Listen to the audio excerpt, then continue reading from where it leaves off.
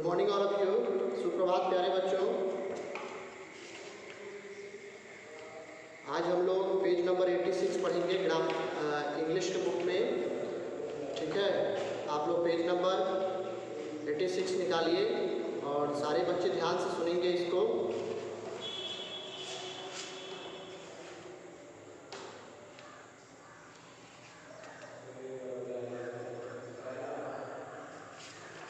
चलिए, हाँ, grammar guide. Study these rules for subject verb agreement. Subject verb agreement के लिए के कुछ रूल्स यहाँ दिए गए हैं। ठीक है, आइए इसको पढ़ें।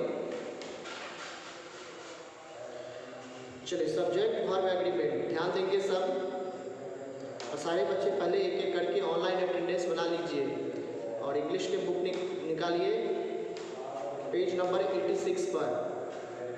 Study these rules for subject verb agreement. Subject verb agreement के लिए ये जो रूल्स दिए गए हैं, आइए इसको पढ़ें। Subject verb agreement rule. The first rule, the subject and verb must agree in number. Number में सब्जेक्ट और वर्ब एक दूसरे के साथ एग्री करना चाहिए। If the subject is singular, its verb must be singular, and if a subject is plural, its verb must also be plural. अगर subject singular होगा तो उसका वर्ब भी सिंगुलर होना चाहिए, और अगर सब्जेक्ट प्लूरल होगा तो उसका वर्ब भी प्लूरल होना चाहिए। ठीक है, you can see the example hair. The bird chips in the morning. यहाँ बर्ड क्या है? सिंगुलर है, तो चिर्प में चहचहाना, चिर्प में हम एस ऐड कर दिए तो ये भी क्या बन गया? सिंगुलर। ठीक है, next, the birds chirp in the morning. चिड़िया सुबह में चहचहाती हैं।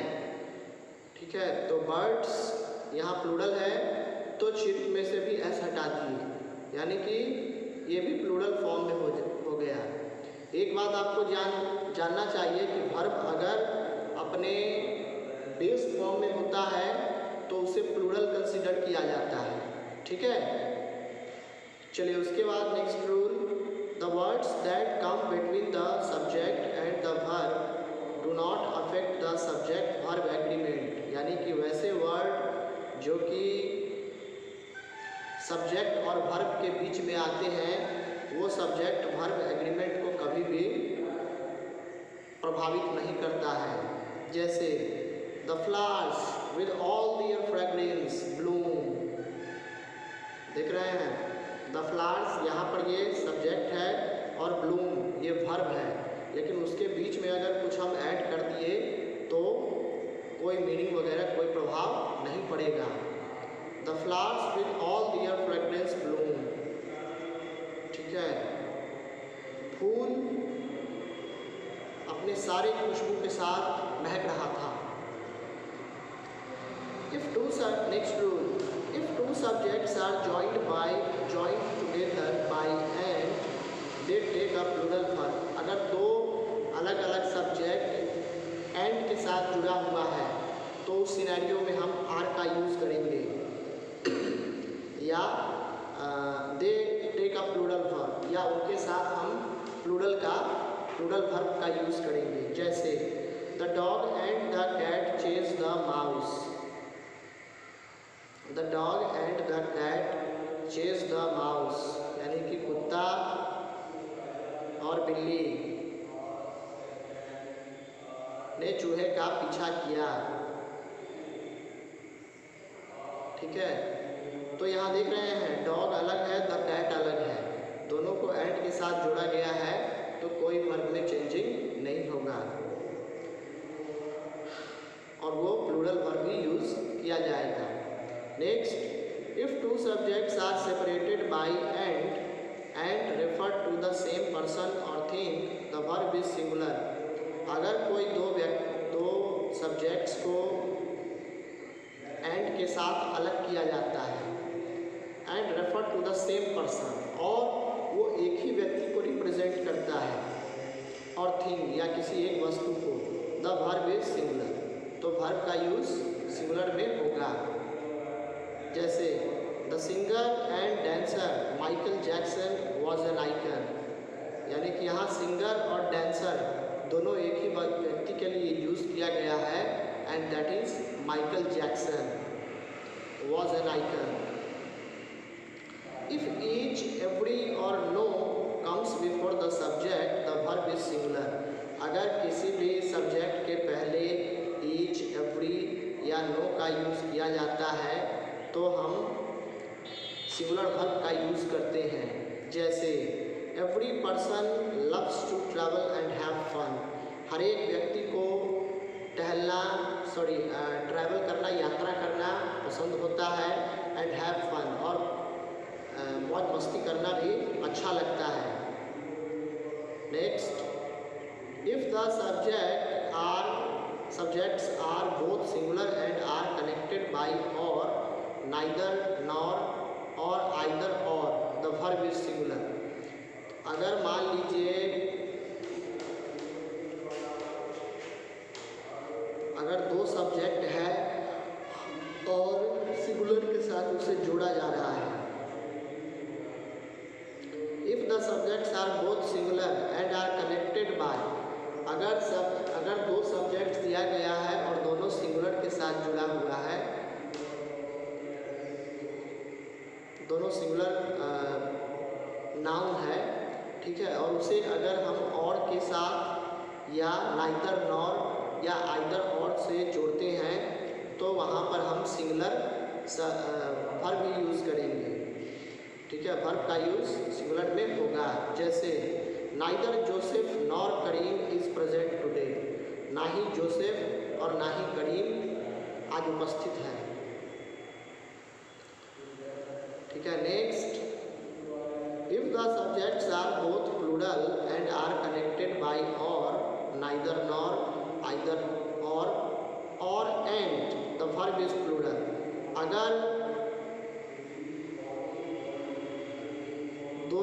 अगर दो सब्जेक्ट्स दिए गए हैं और दोनों प्लूरल हो, ठीक है, दोनों अगर प्लूरल में होगा और अगर उन दोनों सब्जेक्ट्स को, दोनों प्लूरल सब्जेक्ट्स को अगर हम और, नाइदर, नॉर या आइदर और या एंड से अगर जोड़ते हैं तो उस सिचुएशन में वर्ब जो होगा वो प्लूरल लिया जाएगा। जैसे either the South Africans or the Indians are playing the final match, या तो साउथ अफ्रीका की टीम नहीं तो भारत की टीम फाइनल मैच खेल रही है, ठीक है।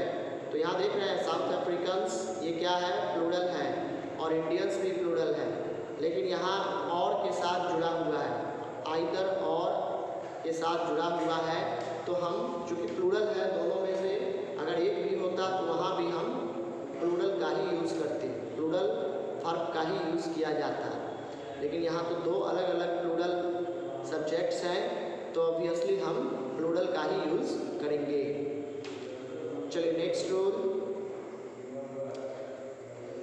The verb in a sentence with और, आइदर और neither nor agrees with the noun और प्रोनाउन क्लोजेस्ट टू इट, यानी कि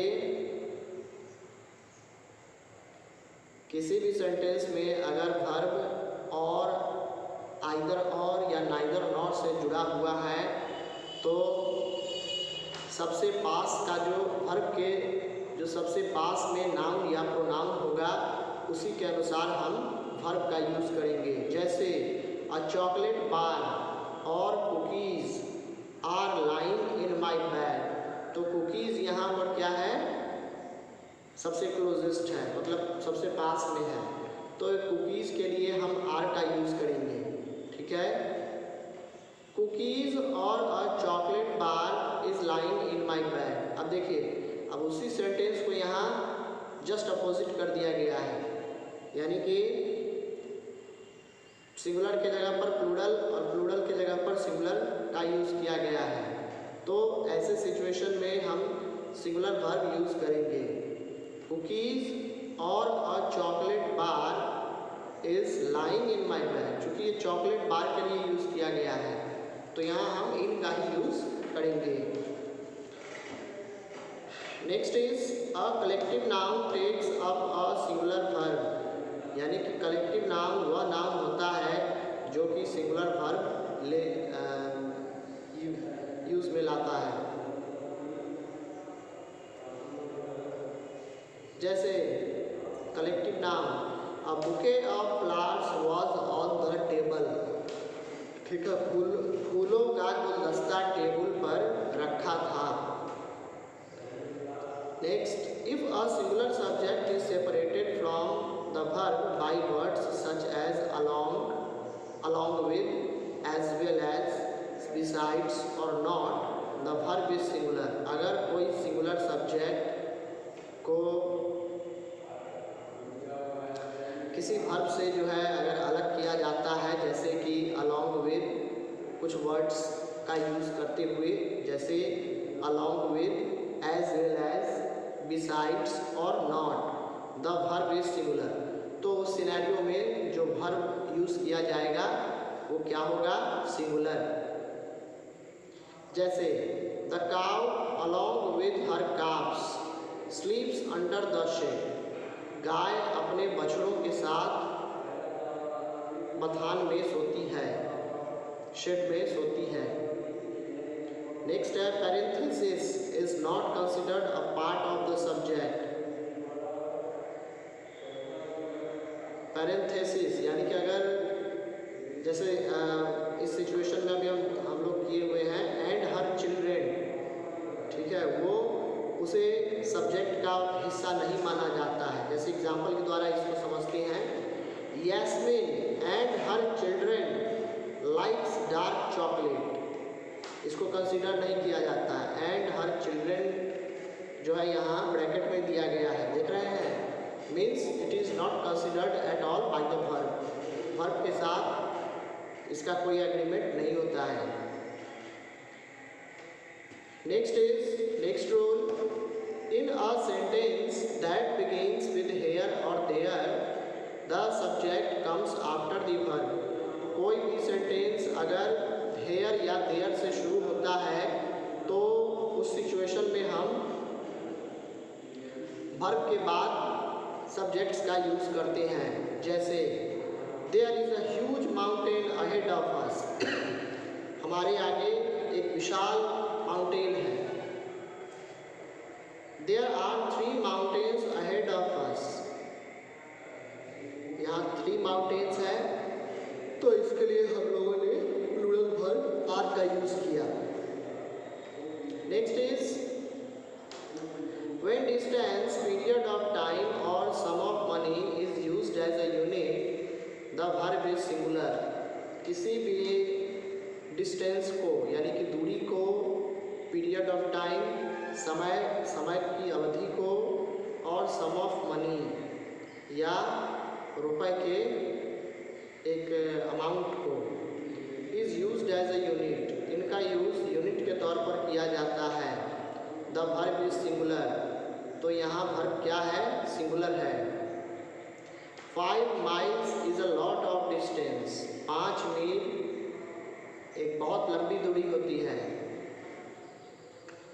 next, in case of a partitive noun the verb agrees with the noun after the word of. अगर जैसे वैसे cases जहाँ पर नाउन को पार्टीशन कर दिया जाता है, यानी कि डिवाइड कर दिया जाता है, तो उस सिचुएशन में ऑफ के बाद जो नाउन का यूज़ किया जाएगा उसी के अनुसार हम वर्ब का यूज़ करेंगे। ठीक है, जैसे ध्यान देंगे एग्जाम्पल्स पे, the piece of cake was tasty, यानी कि केक का टुकड़ा, ठीक है, केक का टुकड़ा स्वादिष्ट था। अब दूसरा देखिए, यहाँ पहले वाले सेंटेंस में तो सिंगुलर है, दूसरे वाले में प्लूरल है। अ लॉट ऑफ द पाइज व स्टेल, पाइज मतलब कचौड़ी, ठीक है, अ लॉट ऑफ द पाइज व स्टेल, यानी कि ढेर सारे कचौड़ियाँ जो थी वो सड़ चुकी थी। ठीक है, तो ये हुआ सब्जेक्ट वर्ब एग्रीमेंट। ये सारे अभी तक हम लोगों ने रूल्स पढ़ा था।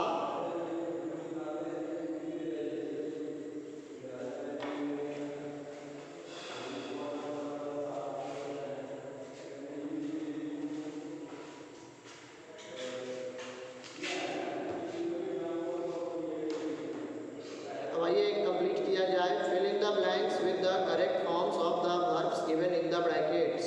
ब्रैकेट में जो वर्ब दिए गए हैं उसी का सही फॉर्म यहाँ पर यूज़ करना है। C1 का 1,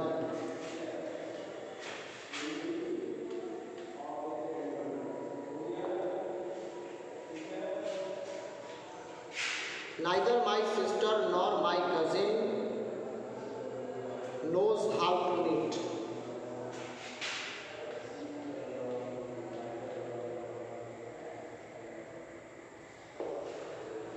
Next, a herd of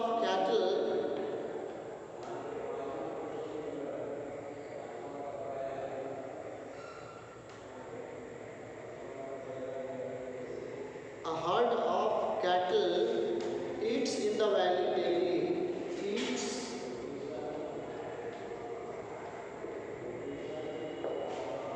next, my mother along with her friends goes to this gym.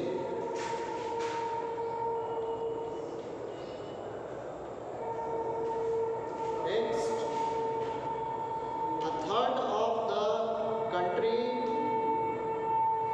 is poor.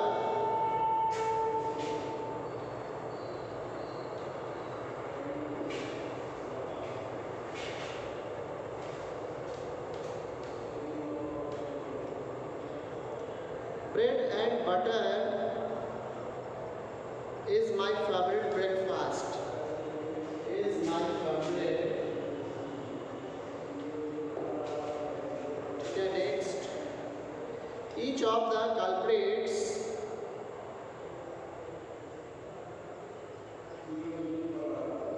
rots in the jail.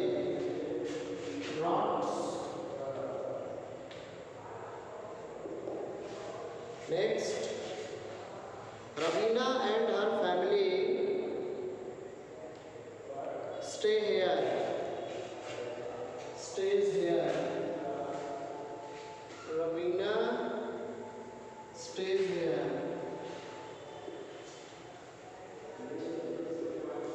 ठीक है, इसको जल्दी से लिख लीजिए।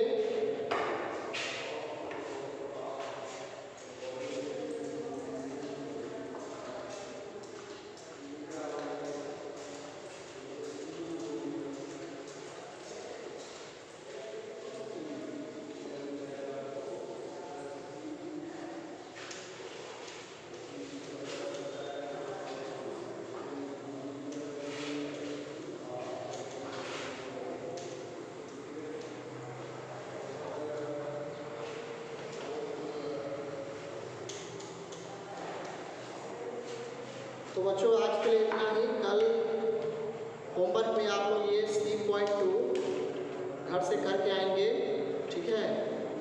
इसके बाद हम लोग फिर कल